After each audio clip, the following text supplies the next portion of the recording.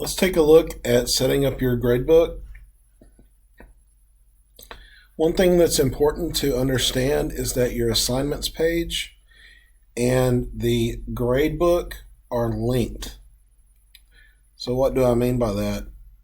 Let's go to the assignments page.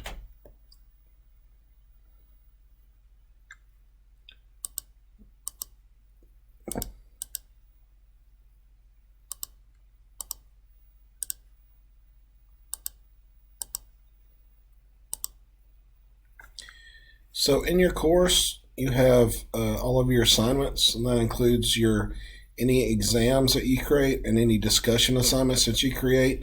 They all go to land on your assignments page.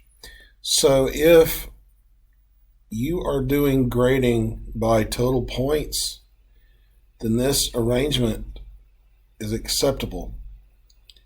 However, if you are using weighted grading, then you'll need to create groups and then weight them. So right now, this is a total points situation. And if you click on grades, you can see the gradebook. And here, if you have any assignments that are unpublished, you can click this to view them. So right now, here's all of the assignments, and then this is the total. So right now, the way it's set up on the assignments page, adding all of these up will give you the final total. However, let's say that these case study assignments, for example, are 20% of the grade. Let's pretend the final exam is 40%. And these papers are a different percentage. So what you would need to do is create a group. It's called case studies.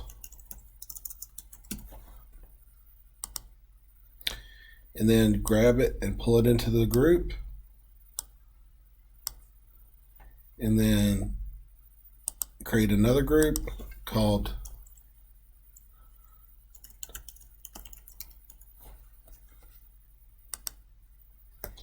and then grab these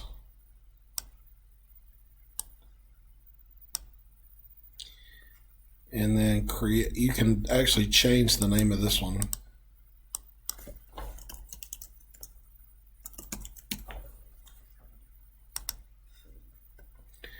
So we've got our groups set up by our weighted categories. So now what you want to do is click on this button here next to assignment and do assignment groups weight, and then check this box, and here are the percentages. So let's say the exam is 40, case studies are 25, let's say topic papers are 35.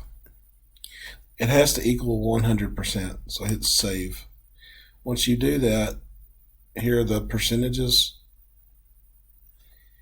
And then in the gradebook, it will give you these categories that you created: